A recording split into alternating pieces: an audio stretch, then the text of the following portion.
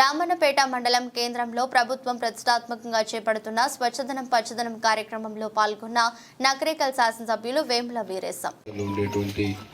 మన బజార్లో ఉండేటువంటి డ్రైన్స్ కానీ రోడ్లు కానీ అంత శుభ్రంగా ఉంచుకుంటేనే మనం ఆరోగ్యంగా ఉంటాం.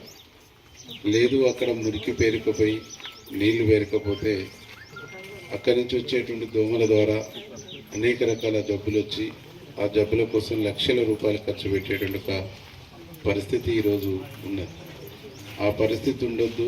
ప్రజలంతా ఆరోగ్యంగా ఉండాలి. ప్రజలకు అనారోగ్య సమస్యలు వచ్చేసి వారు ఆర్థికంగా చితికిపోయే పరిస్థితి ఉండొద్దు అనేది ముఖ్యంగా ప్రభుత్వం యొక్క ఉద్దేశం. ఈరోజు గ్రామాల్లో ఉండేటువంటి యువజన సంఘాలు, యూత్ క్లబ్లన్నీ కూడా ఆటలు మిగతా యాక్టివిటీలో ఎక్కువ పాల్గొంటున్నాయి.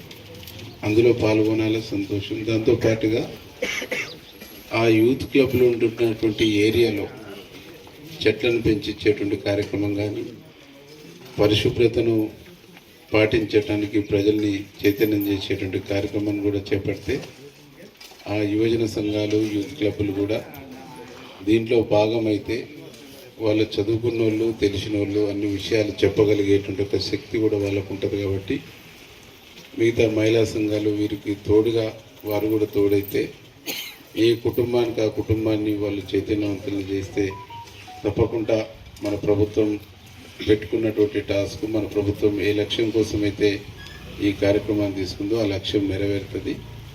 ఆ వైపుగా మీరందరూ ప్రయత్నం చేయాలి. ఈ కమిటీలలో కూడా లాస్ట్ డే కమిటీలు వేసుకునేటువంటిది ఉన్నదనమాట. లాస్ట్ ఆ కమిటీలలో కూడా అక్కడ ఉండేటువంటి యూత్ క్లబ్లు ఏమైనా ఉంటే ఆ యూత్ని ఇన్వాల్వ్ చేయాలని చెప్పేసి ఈ సందర్భంగా మీ అందరూ కూడా గుర్తు చేస్తే, ఇక్కడ మైనార్టీ సోదరులందరూ ఉన్నారు. ఈ ప్రాంతం మొత్తం, ఈ ప్రాంతంలో జరిగేటువంటి స్వచ్ఛదనం పచ్చదనం కార్యక్రమంలో జరిగేటువంటి కమిటీలలో కూడా ఈ ప్రాంతాన్ని ఎట్లుండాలనేటువంటి పద్ధతిలో వారిని ఇన్వాల్వ్ చేసి వారికి ఒక టాస్క్ ఇస్తే ఇక్కడి నుంచి చాలా గొప్పగా వాళ్ళు చేసుకోగలిగారనుకో, ఇది ఒక రోల్ మోడల్గా కనిపించేటానికి కూడా అవకాశం ఉంటుంది. కాబట్టి ఆ విధంగా చేయండి. తప్పకుండా ఇక్కడ ఖాళీ స్థలాలలో కంప చెట్లు ఇవన్నీ కూడా పేరుకొంటున్నాయి. వాటిని తొలగించి అవి ప్రభుత్వమే అయితే ప్రభుత్వ ప్లేస్లలో వేరే పండ్ల మొక్కలు, నీడనిచ్చే మొక్కలు పెంచడంతో పాటు ప్రైవేటు ప్లేస్లలో అయితే వారికి కొంచెం లాభదాయకమైనటువంటి చెట్లను ఇస్తే వాళ్ళ ఆ ప్లేస్లలో, ఖాళీ ప్లేస్లలో పెట్టుకోవడానికి అవకాశం ఉంటుంది. ఈరోజు మనం చూస్తూ ఉన్నాం, నగరికల్లు కట్టంగూరు అక్కడనే కొంచెం ఈ భూమి తడిచేంత వర్షం పడ్డది. ఇక్కడ వర్షం లేదు. మనకి ఈరోజు పైనుంచి వస్తున్నటువంటి నీళ్లు వేరే ప్రాంతాలలో వర్షాలు పడి మనకు నీళ్ళు వస్తున్నాయి తప్ప మనకు మెటు 2 జానాలు వదిలిపెడితే సరిపోదు. మన ఇళ్లలో కూరగాయలు, దొండ తీగలు, బీర తీగలు, కాకర తీగలు ఇట్లాంటివి పెట్టుకోవడం మూలంగా గతంలో రావణపేటకు ఏదన్నా హైదరాబాద్ నుంచి వచ్చిన వాళ్ళు చుట్టాలు, మన కుటుంబ సభ్యులు ఎవరన్నా వస్తే ఏం చేసేటోళ్ళు, సంచి నిండా కూరగాయలు నింపి పంపించేటోళ్ళు. ఇప్పుడు వాళ్ళు తీసుకొచ్చే పరిస్థితి వచ్చింది. హైదరాబాద్ మార్కెట్ నుంచి ఇటుకి తీసుకొచ్చే పరిస్థితి వచ్చింది.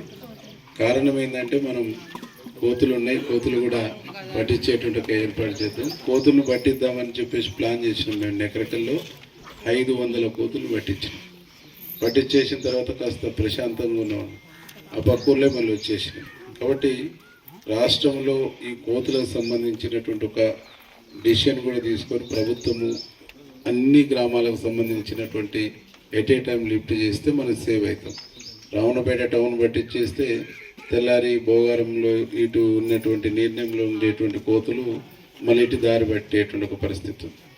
మేము నకరికల్లో పట్టిస్తున్నటువంటి క్రమంలో ఆ పట్టుకుంటున్నటువంటి అతను కట్ చేసి గొడ్డలతో నరికినట్టు కట్ అయిపోయింది చేయి. పాపం తను మళ్ళీ నిమ్స్కి తీసుకుపోయి బాగు చేయించి తీసుకుపోయి మళ్ళీ వాళ్ళది శ్రీకాకుళం అయితే అక్కడ దాకా పంపించినాక కూడా మళ్ళీ ఆయనకు ఏమైనా సమస్య వస్తే ఎట్లా అని కొన్ని డబ్బులు కూడా అరేంజ్ చేసి వచ్చేసి ఒక్కసారి పట్టుకొని వదిలిపెట్టిన కోతులు మళ్ళీ దొరకట్లేవు. అవి వాటికి అర్థమైపోతుంది. కాబట్టి వీటి మీద రాష్ట్ర ప్రభుత్వం కూడా ఆలోచన చేస్తుంది. దీని మీద కూడా నిర్ణయం తీసుకోవడానికి మీ తరఫున, నా తరఫున, అందరి తరఫున నేను ప్రభుత్వంతో మాట్లాడతానని చెప్పేసి ఈ కార్యక్రమంలో మరి నల్గొండ జిల్లా కలెక్టర్ గారు అయితే ఈ కుక్కలు, వీధి కుక్కలు కూడా బాగా పెరిగినాయి. దాన్ని కూడా నియంత్రించేటువంటి ఒక కార్యక్రమం చేస్తామనేటువంటిది ఇందులో టాస్క్ ఉంది. దాన్ని కూడా చేస్తారు. ఇవన్నీ కూడా మీరు జాగ్రత్తగా అందరం ఇన్వాల్వ్ అయితే ఒక్కొక్కరు కూర్చొని మాట్లాడుకుంటే ఏ సమస్యలు ఉన్నాయో తెలుస్తాయి. ఇందులో గవర్నమెంట్ పొందుపరిచిన ఇంప్లిమెంటేషన్ చేసుకుంటూ మిగతా ఈ ప్రభుత్వం దృష్టికి కూడా తీసుకుపోవడానికి మీరు సూచనలు చేస్తే ఇక్కడ ఉన్న స్పెషల్ ఆఫీసర్ గారు కలెక్టర్ నోటీసులో పెడతారు. అట్లా ఈ ఊరిని బాగు చేసుకోండి. తప్పకుండా ఇల్లు లేని పేద వాళ్ళందరికీ టౌన్లో ఇల్లు ఇప్పించేటువంటి బాధ్యత కూడా నేను తీసుకుంటానని హామీ ఇస్తూ